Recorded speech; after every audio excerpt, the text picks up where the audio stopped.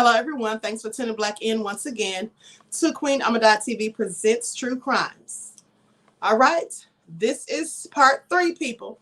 And please don't forget, after this broadcast, I'm going to be going live on Authentic Black Goddess TV and the Queen Amadai Shakur TV show. I have 2 videos on there that you don't want to miss. Okay, I'm going to be going live on there as soon as I'm done on here. At 4:30 and 5 o'clock. Okay, 4:30 and 5 o'clock. So you have a short intermission before I start live on the other channels. All right, 2 videos, people. Karen has a meltdown.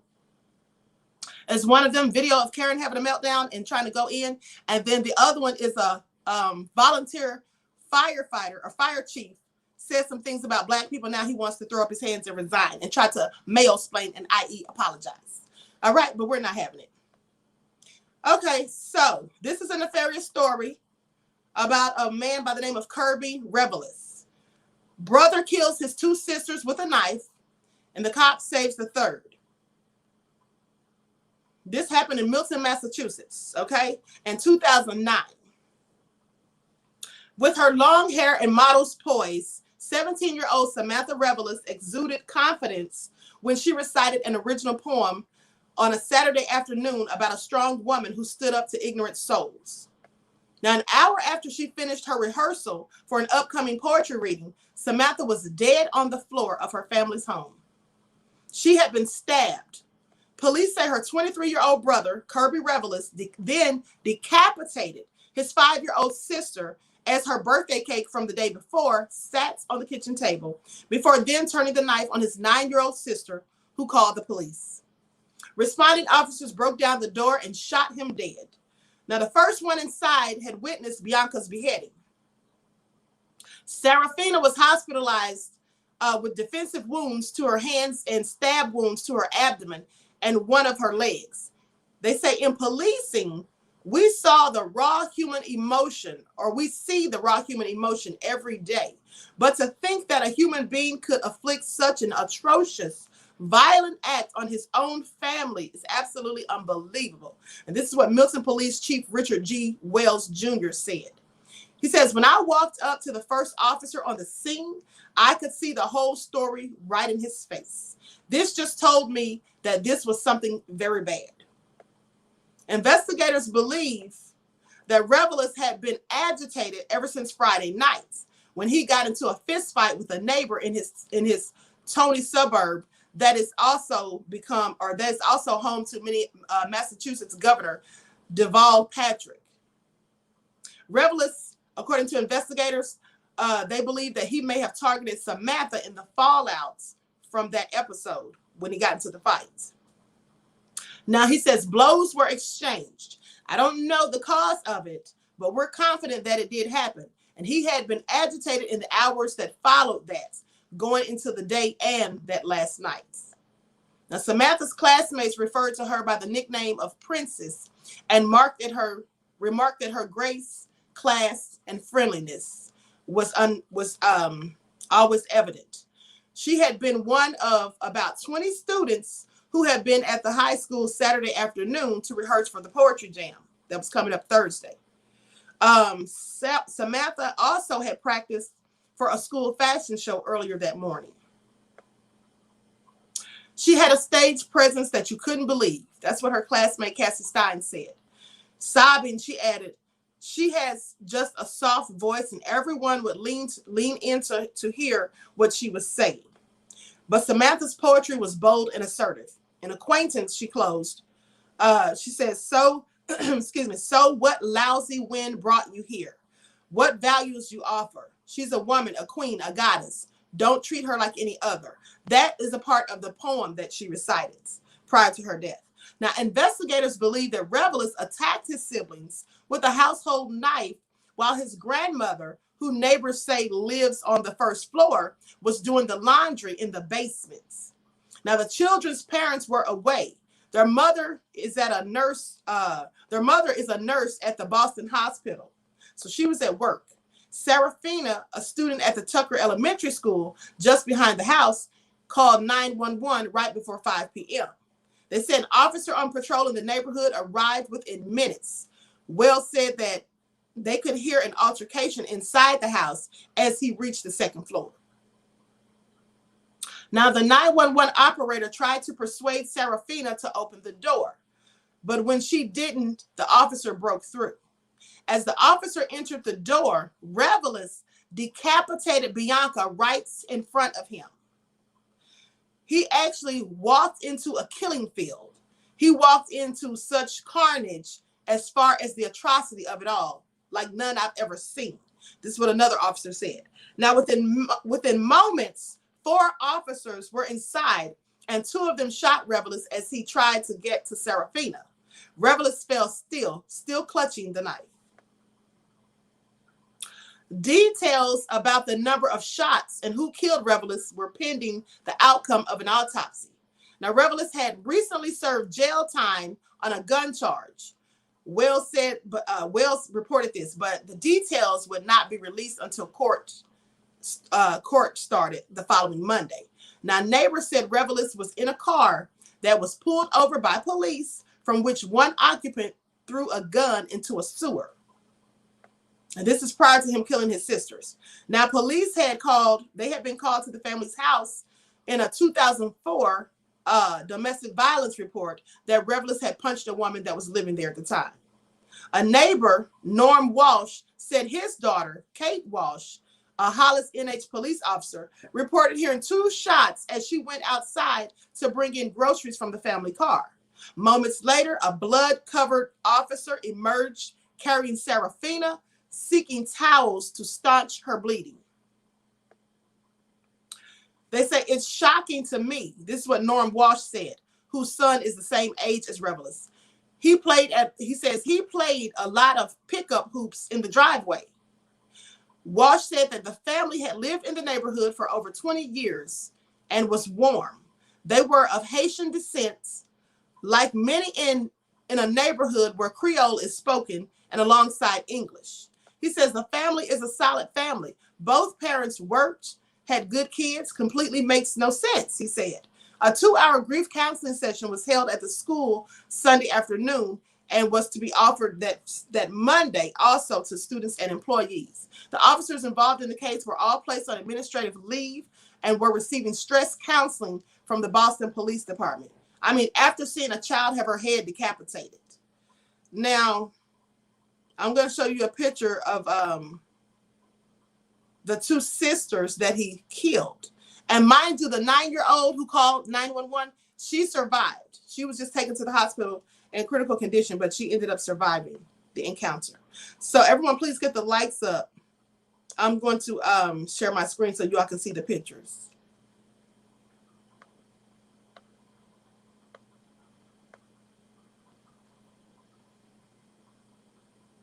Okay, this is the oldest sister that was killed, Samantha Revelus. She was 17 years old. And this is the child that he killed. This is the little sister. She was 5 years old. Her name was Bianca. He stabbed her and then proceeded to cut her head off. And this is the crime scene where all this occurred. Now, I don't know why the officer didn't shoot him when he saw him cutting her head off. I don't know. Because he clearly decapitated her entire head before the officers shot him. That's clearly crazy and sounds very demonic. Like out of the blue, he did this with no warning. So, but some of his acquaintances seem to think that he had some issues. Okay. Kerby Revelus was troubled, according to acquaintances. People who knew Kerby Revelus described him as 2 different people.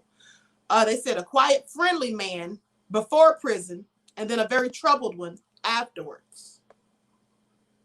Now, the 23-year-old Milton man kept to himself, but seemed a bit weird. According to several neighbors and teens, this is what they told the Patriot Ledger. But none of them thought he was capable of such violence, let alone killing his own sisters.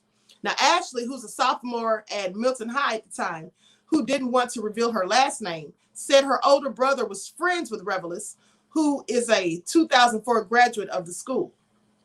She says he was pretty normal.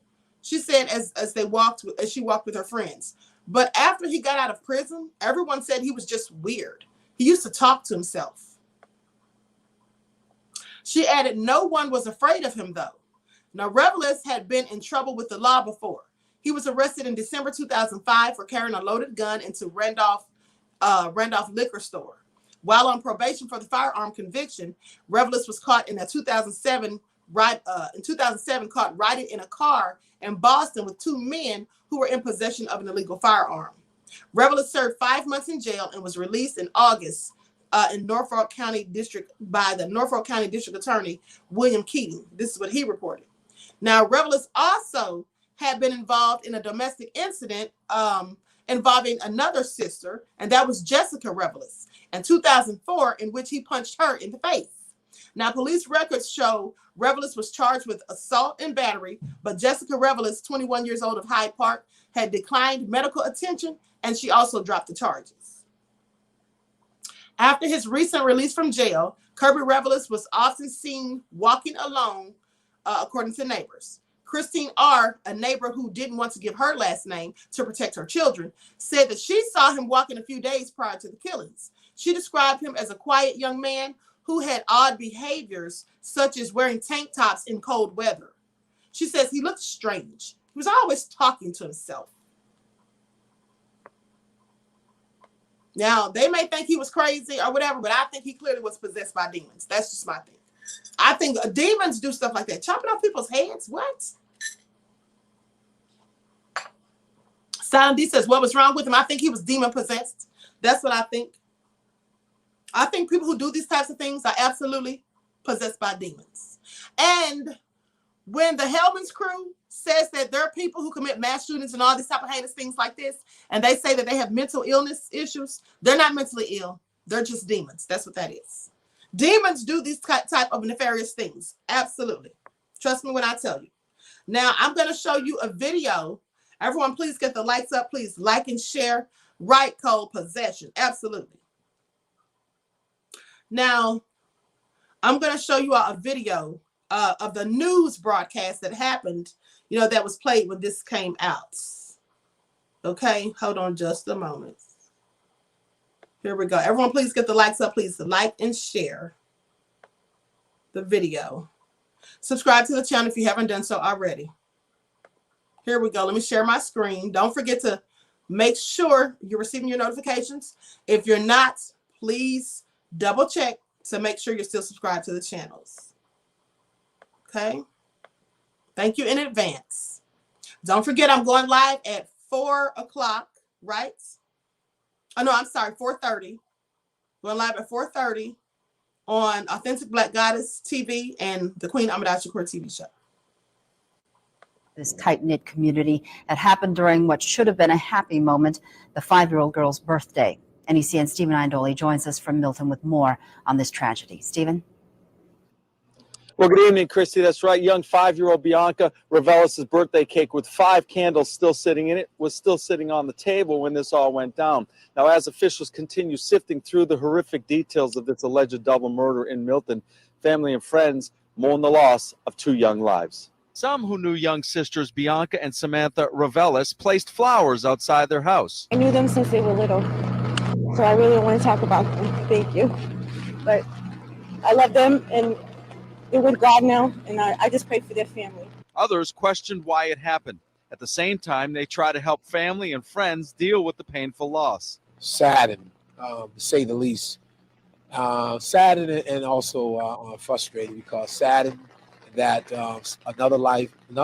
lives have been destroyed prematurely, and frustrated that no one was able to see the signs before it took place. Officials say 23-year-old Kerby Revelus brutally stabbed 3 of his sisters Saturday, killing 5-year-old Bianca and 17-year-old Samantha. They say he was trying to kill 9-year-old Serafina when police stormed the home, shot, and killed him. My heart go out to the parent. My heart go out to the family, because it was such a tragedy, and to hear such the magnitude of how it took place. Grief counseling was offered Sunday afternoon at Milton High School, where school officials referred to senior Samantha as Princess. The silent, peaceful hallways, a stark contrast to the shrieks of terror heard from her home less than 24 hours earlier. just a sweetheart of a girl, and everybody in the school will miss her. 9-year-old Serafina, whom officials at her school refer to as the mayor of Tucker Elementary, remains hospitalized at Boston Medical Center and is expected to survive. The one thing I know about Serafina is she's a very resilient young lady, and I know that she's going to overcome this, and we're going to be as supportive as we can as a school and as a school community. We're going to really rise to the occasion for her. Now, Christy, grief counseling is also scheduled for Monday evening at 7 o'clock back at Milton High School for teachers and adults. Stephen, are there any other children in the family? Yes, actually, Christy, there is a fifth sibling, that is a 20-year-old sister. She was not home at the time. All right, Stephen Indole reporting from Milton. Thank you. Also nefarious people. Let me tell you something. When they Melanie Brown said, damn, he looked older than 23. Clearly he lived a hard, twisted young life. Queen, I think they gave him something in jail, and they also wanted to see if it would work. And it did, allegedly. They gave him something in jail, and they wanted to see if it would work, and it did, allegedly. Oh, you mean to make him act like that? I don't know. He was likely a devil anyway. I'm just saying. Does it cost to get mental health care in America? I don't know. I've never had to get mental health care, but I'm sure it does cost. Everything here costs, okay? I'm sure. If you go to a psychiatrist or a psychologist, I know that costs, right? Yvette said jail done it to him. I mean, could be. Someone went missing at Lake Lanier a week ago. Sad. Black teen. Really, Millie? Y'all better stay away from Lake Lanier. I think he was raped in prison. Let me tell you something. If he was raped in prison or not, that's no excuse for his nefarious behavior. I don't think anybody gave him anything in prison. I think he's just a savage, crazy person. That's what I think. I'm not making excuses for people like that, because at the end of the day, honey, some of these people know exactly what they're doing, and they do it just because they're wicked and evil. If he wasn't a troublemaker, he wouldn't have been in prison anyway. Did you hear the things that he did? So with that all been said, he already beat up his other sister, and that's before he went to prison, I do believe. So that all been said, no, he was just the devil. That's what it is. He was just the devil. And the reason you all didn't hear about this so much, because I know many of you never heard this story. This story didn't go viral. It wasn't all over the internet and all this, that, and the third. It's because likely he's Haitian. You see, they don't emphasize the nefariousness of Black immigrants who come to this country. I want you to pay attention. They only do that to foundational Black Americans, okay? If that had been a foundational Black American, you'd have heard this story numerous of times. It'd have been all over the airwaves. And I want y'all to pay attention to that, because this is what they do, okay? It is foundational Black Americans who are always under attack, okay? Yes, that's how it goes. So pay attention to that. Not that I have anything against our immigrants, Black immigrants from other countries. I don't. But I'm just saying that you all need to pay attention that they have a lot more angst for foundational Black Americans than they do for immigrant Black people. And the reason that is because I've told you many times, when Black people come here from other countries, if the divided snakes gets upset with them, they do something or whatever, or they feel like they're getting out of control, they can just deport them and send them back from whence they came. They don't have anywhere to send us except to prison or to the grave. That's why they constantly kill Black people, okay? That's why. That's why they constantly kill Black people and make up fraudulent charges money at the time and plant things on you to send you to prison.